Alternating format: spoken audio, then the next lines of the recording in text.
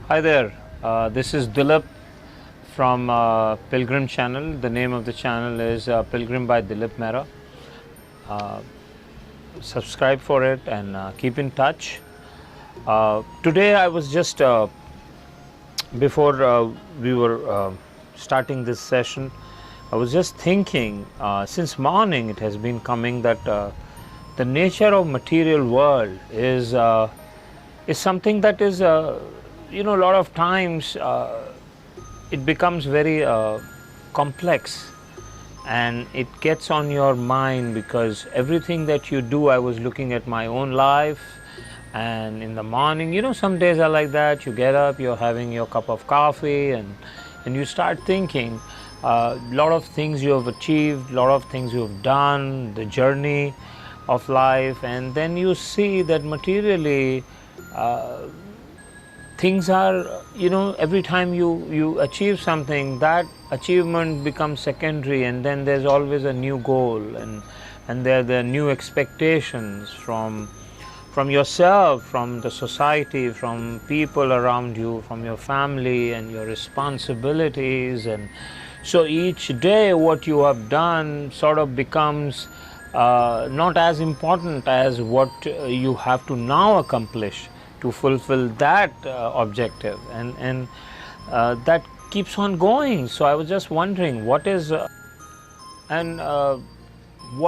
the need of this material world? Why don't we all go up somewhere in the mountains? And in India we have this Himalayas, which are known for spiritual growth, and it's very tranquil and very peaceful out there. So why don't we just go there, leave everything, and call it quits, and just be there? No worries, no bills to pay, nobody to answer to, and there is no pressure of proving yourself day in, day out, right?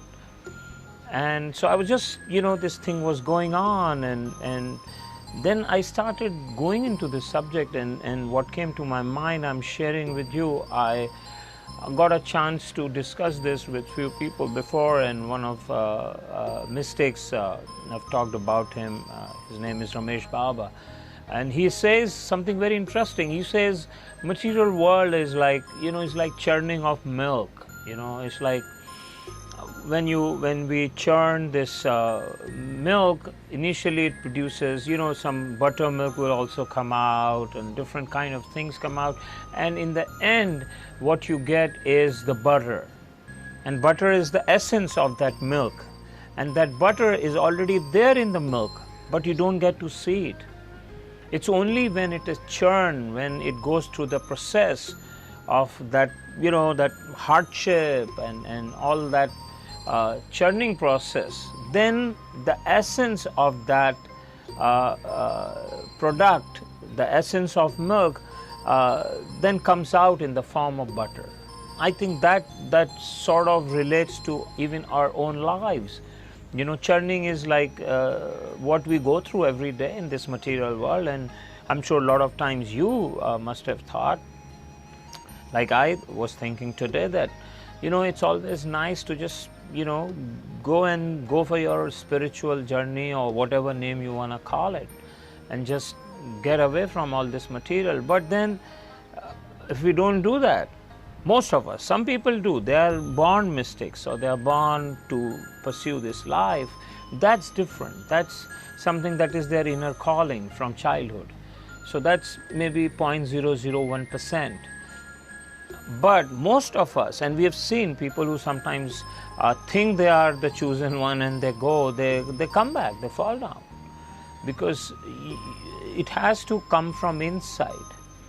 And once we go in this material world, we go through our daily grind. It is that grinding, it is that boredom, it is that so-called material trauma, which it is. We go through that, and then in that churning, in that day to day, we then start looking if we are awake. If we are not awake, then obviously we will just curse our lives and keep crying, there's nothing is happening, I'm not happy, And of course there's no gratefulness, because whatever we are today is what we had desired yesterday, and we have reached there. But then our goals move.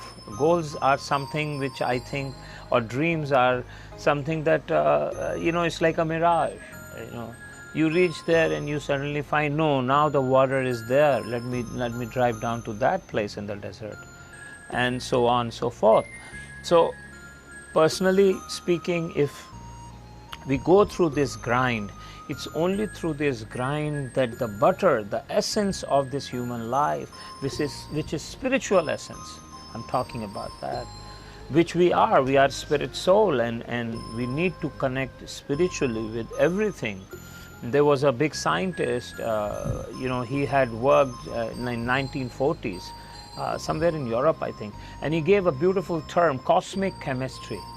What is cosmic chemistry? It is, if my eye is paining, then my whole body will be unhappy. If my small teeth, something is problem in my mouth, then I'll be unhappy. If this hand is not happy, then this hand will suffer also. So basically what it is saying is that like a body, even a small part, something goes wrong, is connected with each other. So even we are connected with all the material forces here. And only by aligning ourselves and understanding these forces and going through our prescribed duties, so-called, or prescribed chart of our life, in that if we are awake and we are aware, thus we start collecting the essence, which is the spiritual bliss. Because otherwise we run away. We can go to the mountains, somebody can go to some resort or take maybe a farmhouse. A lot of people buy land and then they go into a ranch and live there, but then you are only isolating yourself from the world. But what about your inner journey? You think you will have less problem, but it's not the problem from outside actually. It is the inner growth, and that can happen so beautifully if you have a mirror in front of you, and this material world becomes a mirror, and you go through this process, and then slowly out of the womb of this material world, the spiritual bliss, the spiritual baby takes birth. So whatever we are doing, whatever you are doing, I think the idea is, obviously, first of all, try and do what you enjoy. That is the best part. I mean, that is the closest to spiritual life you can get. But even if you are doing something that you're not enjoying, but you are stuck because that's how things meant to be, or that's maybe the few decisions when you were not aware in the past, and you took those decisions, and that has led to you to a life which maybe is giving you money, but you're not really enjoying. But going through that boredom, eventually a moment will come, a moment when you will feel that yes, the transformation, it'll happen. The transformation will happen from that boredom, from that day-to-day routine. But you will have to be aware, you will have to be very awake, and watch, and don't give up, because sometimes we give up, we become drifters, we leave things halfway, we run away. And run away from what? Run away from what? From ourselves. Only when we have finished our each chapter, and in that process, whatever lesson needed to be learned, once we have done that, then only we can progress spiritually. Jumping from class 2, class 2nd grade, and going to a 9th grade, it's not good, because you won't understand what's happening in 9th grade, because you have not done the process. So it's very important to understand material world is complex, yes, and it becomes, so much you achieve, and then it becomes in front of you, you see that has no value, because things have moved on and you have to move with time.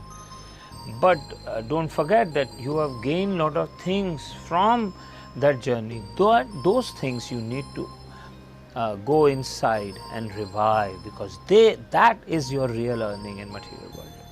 not the dollars and cents. They will come and go. Somebody might be more lucky than you are materially. But then the journey that you have done is only yours, and that is your truth. Only your truth, and only you can know your truth. Somebody can, that is why you cannot define truth. You know, you eat a nice candy, you can say it is tasty, it is nice, it is everything, but you cannot exactly give the taste to the other person till that person takes that candy, puts in his mouth. So we have to go for the journey of our own truth, which comes from this material world, if we are watching and if we are awake, and then the spiritual baby is born. And that is a real birth. One from mother's womb, and the second comes from the womb of your journey. And that is real birth, my friend. That is real birth. That's it for now. See you later.